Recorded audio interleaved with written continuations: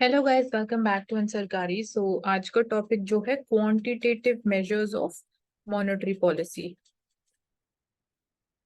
Monetary policy के quantitative measures कौन से हैं? बेसिकली किन डिफरेंट मेजर्स के थ्रू हम मनी सप्लाई को चेंज कर सकते हैं, तो आरबीआई कैसे चेंज कर सकता है एंड अगेन उसका क्या इम्पैक्ट होता है, क्या पूरा प्रोसेस है उसके पीछे, तो वो हम समझेंगे। एंड ये बहुत इंपॉर्टेंट टॉपिक है, इस पे डायरेक्ट क्वेश्चंस प्रीलिम्स में आए हुए हैं। So first tool is bank rate. तो it is that rate of interest जिसपे central bank of a country refinancing या री डिस्काउंटिंग फैसिलिटीज प्रोवाइड करता है कमर्शियल बैंक्स को। तो वी विल अंडरस्टैंड रीफाइनेंसिंग या री डिस्काउंटिंग का मीनिंग क्या होता है। तो bank rate basically long run से एसोसिएटेड एक लॉन्ग टर्म बैंक रेट है। यहाँ पे आपको बेसिकली क्लैरिटी होनी चाहिए between bank rate and repo rate. तो बैंक रेट लॉन्ग टर्म के लिए यूज किया जाता है एंड ये वो रेट ऑफ इंटरेस्ट है जिसपे आरबीआई प्रोवाइड करता है refinancing facilities to commercial banks. Presently this rate is at 6.75%।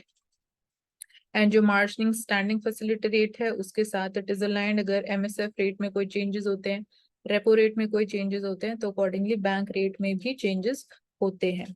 तो अगर हम बात कर रहे हैं कि सपोज इन्फ्लेशन है इकोनॉमी में, तो उस पॉइंट ऑफ टाइम पे आरबीआई बैंक रेट को कैसे यूज करेगा?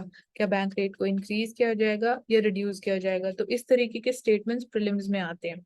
सो आरबीआई इस केस में it will increase the bank rate and it will decrease in time of recession या डिफ्लेशन।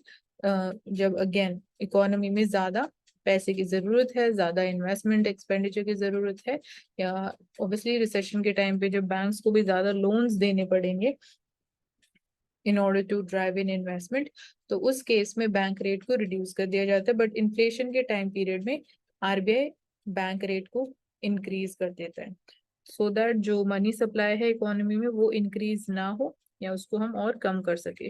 तो यहाँ पे हम बात करते हैं गवर्नमेंट का मेन पर्पस क्या होता है? Welfare major. अगर वेलफेयर करना है उनको, लोगों का, सिटीजन्स का, तो उसके लिए गवर्नमेंट को कुछ पैसे भी स्पेंड करने पड़ेंगे। तो मनी स्पेंड करोगे तो गवर्नमेंट डेफिसिट भी अकर होगा, क्योंकि गवर्नमेंट के पास जो इनकम है that is limited income, but expenditure तो आपका लिमिटेड अमाउंट में नहीं हो रहा है ना। तो यहाँ पे अगेन गवर्नमेंट डेफिसिट होता है एंड उस केस में गवर्नमेंट को बोरो करना पड़ता है पैसा। तो उसको हम समझते हैं आगे विद एन एग्जाम्पल। तो यहाँ पे सपोज करो कि गवर्नमेंट बॉन्ड रेज कर रही है मार्केट के अंदर एंड आरबीआई एक तरीके से इंटरमीडियरी एक्ट कर रहा है। क्योंकि गवर्नमेंट बॉन्ड्स रेज क्यों कर रही है? क्योंकि डेफिसिट वाली सिचुएशन है, गवर्नमेंट की income is less than the government expenditure. तो गवर्नमेंट बॉन्ड्स को रेज करेगा, आरबीआई इनको बाय करता है and goes to the banks like SBI bank का यहाँ पे एग्जांपल ले सकते हो। एंड बैंक्स उन बॉन्ड्स को बाय कर सकते हैं। तो बेसिकली जो गवर्नमेंट बॉन्ड्स या गवर्नमेंट सिक्योरिटीज होती है आरबीआई उनको इशू करता है एंड कमर्शियल बैंक्स उनको बाय कर सकते हैं। तो ये प्रोसेस है जिसके through domestically we can say government पैसा बोरो करती है या रेज करती है। सपोज करो कि इकोनॉमी में जो लोन की डिमांड है वो इंक्रीज हो रही है। तो यहाँ पे हमने एग्जाम्पल लिया था एसबीआई बैंक का। ये अभी हमने कुछ टाइम पहले भी also covered this thing in the newspaper analysis video, जिसमें हमने देखा था कि जो डिपॉजिट रेट है वो फॉल हो रहा है बट जो क्रेडिट डिमांड है दैट इज इंक्रीजिंग। तो उस केस में अगेन एक बैंकिंग सेक्टर के लिए प्रॉब्लम है। तो जो एडिशनल फंड्स चाहिए बैंक को लैंड करने के लिए वो गैप कैसे फुलफिल होगा?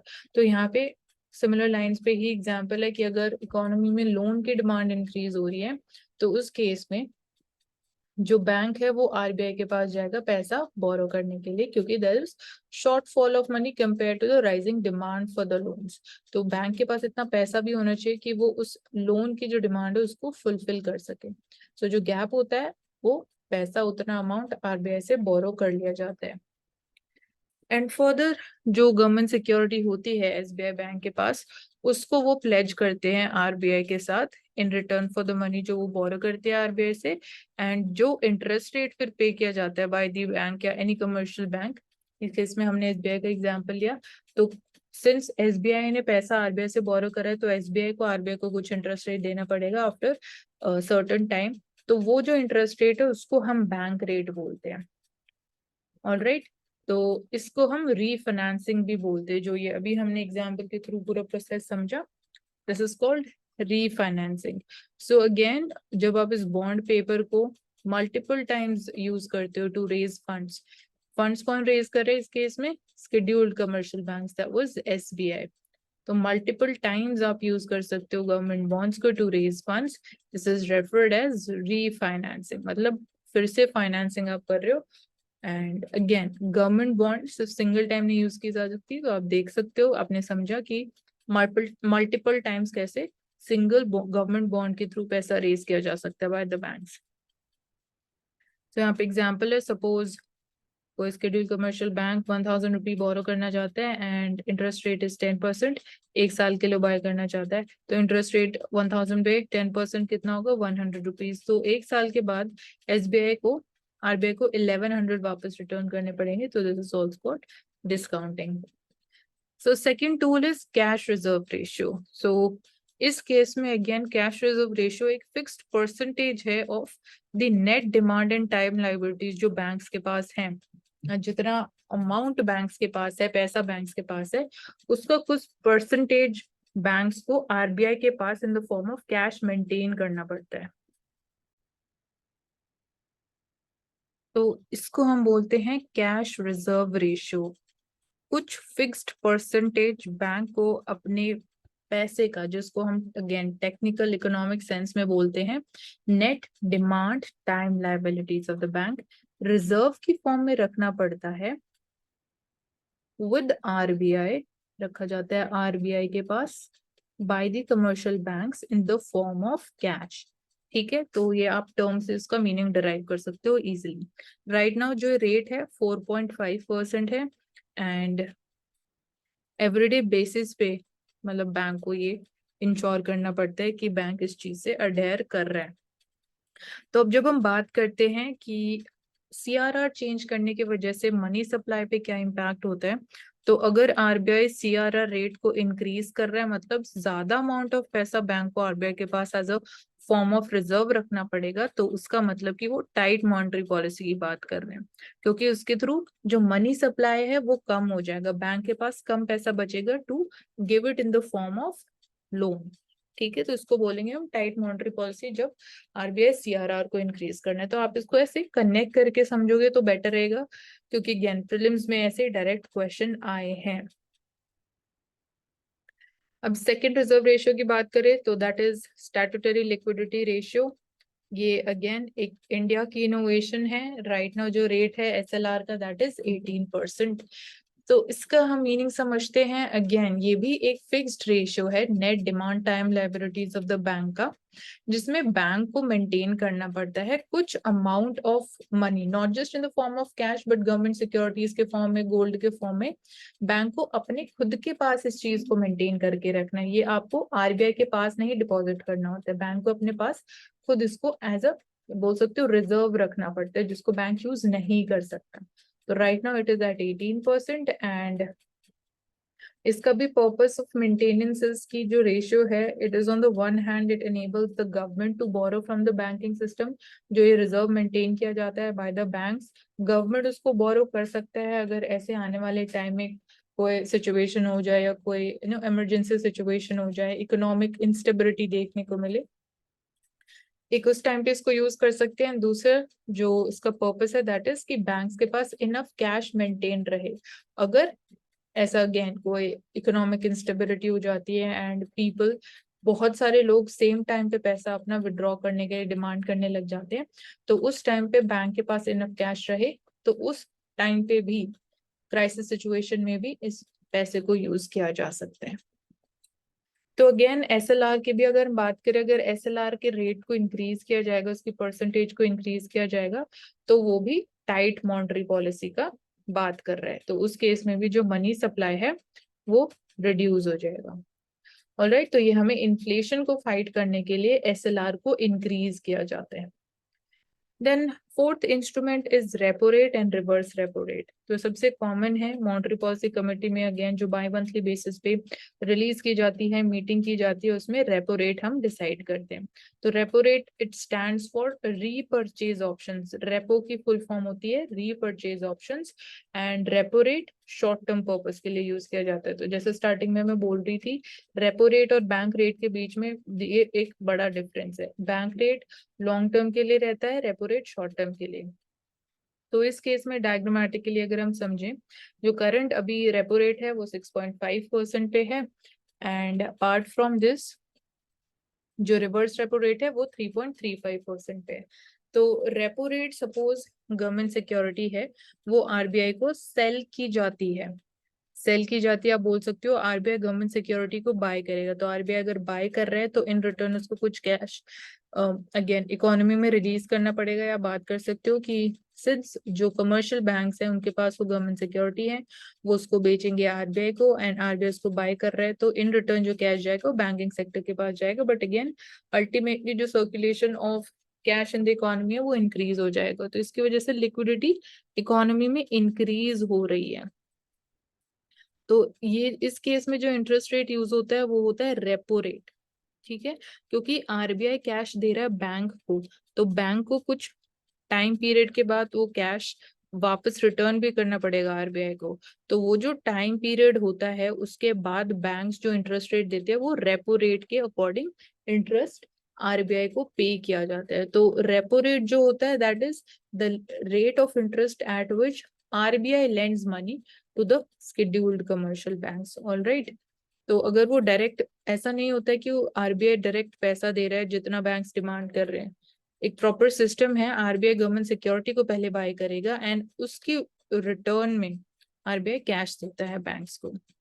एंड इसका opposite reverse repo rate right now 3.35% पे चल रहा है, एंड इस केस में ऑपोजिट होता है। जो रेपो रेट के अंडर जो भी हमने समझा, इसका complete reverse reverse repo rate के केस में वैलिड होता है। तो इस केस में आरबीआई जो है वो बेचेगा government security to the scheduled commercial banks, and again reverse repo rate को यूज किया जाता है टू अब्सॉर्ब द लिक्विडिटी। अगर इन्फ्लेशन है तो reverse repo rate is used, और अगर इन्फ्लेशन है भी तो रेपो रेट को क्या चेंजेस होंगे, तो उस केस में रेपो रेट को इंक्रीज किया जाएगा, जो भी करंट सिनारियो चल रहा है। तो उस केस में आपने देखा कि 4% पहले था रेपो रेट, एंड आज के टाइम में इट इज एट 6.5%।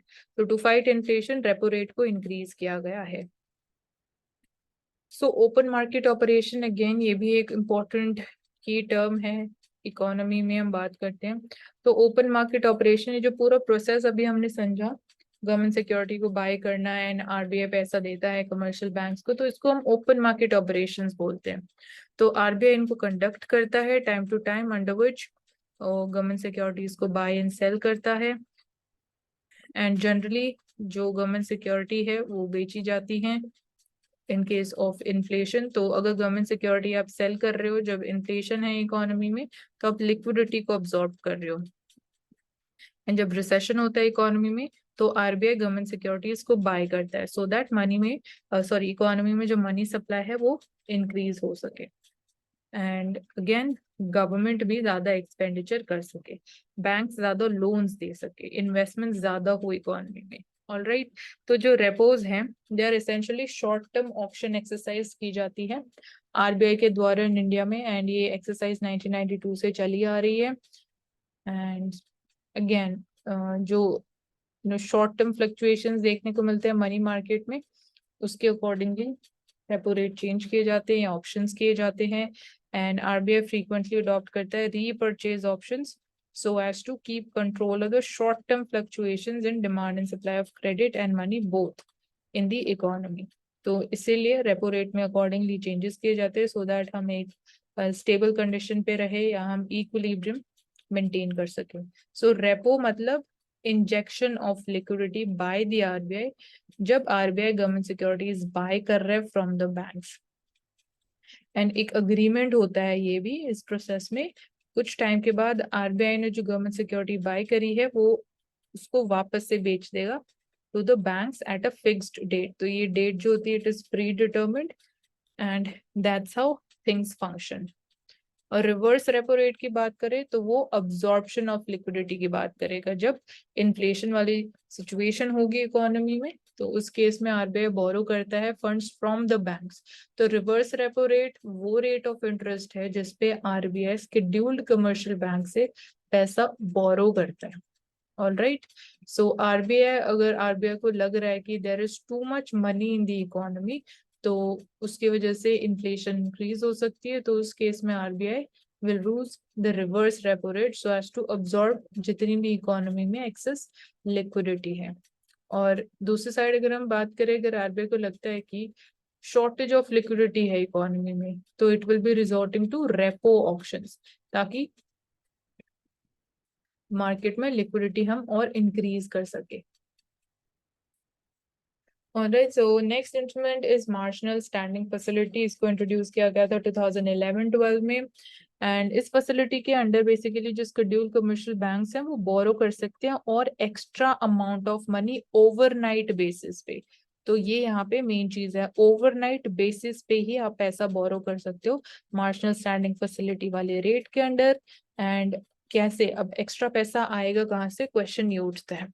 तो इस केस में जो बैंक्स एसएलआर अपने पास मेंटेन करते हैं उसको बैंक्स यूज कर सकते हैं, बट अगर उसको यूज करना है बैंक्स को तो penal rate of interest banks को पे करने पड़ेगा। तो वो penal rate of interest decide कैसे करते हैं, रेपो रेट में जो भी करंट रेपो रेट चल रहा है, right now it is at 6.5, तो उसमें आप 0.25% और ऐड कर दोगे तो वो आपको पीनल इंटरेस्ट रेट मिल जाएगा। तो बैंक्स को उतना एक्स्ट्रा पेनल्टी पे करनी पड़ेगी अगर उनको अपना एसएलआर यूज करना है।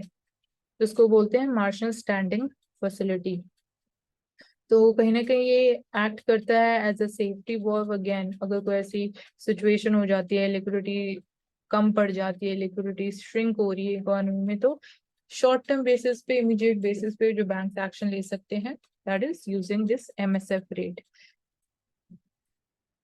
सो पूरे अगर हम इंटरेस्ट रेट कॉरिडोर की बात करें, रेंज की बात करें, तो हमें जो एक्सट्रीम लेवल पे रेंजेस मिलती हैं एमएसएफ रेट और रिवर्स रेपो रेट लोवेस्ट होता है। तो ये कॉरिडोर डिसाइड करते हैं डेली मूवमेंट जो short term money market interest rates की होती है वो इस कॉरिडोर के बीच में ही रहती है। तो लोवेस्ट लेवल पे reverse repo rate right now 3.35% पे चल रहा है, रेपो रेट 6.5, रेपो रेट भी इन दोनों के बीच में लाई कर रहा है, एंड एमएसएफ रेट जो है 6.75% है करंट। तो ये इंटरेस्ट रेट कॉरिडोर है, ये रेंज है, इसके बीच में ही रेपो रेट और जो मार्केट इंटरेस्ट रेट है वो फ्लक्चुएट करेगा। अब बात करें स्टैंडिंग डिपॉजिट फैसिलिटी, तो ये भी रेट जो है करंट रेट इज 6.25%।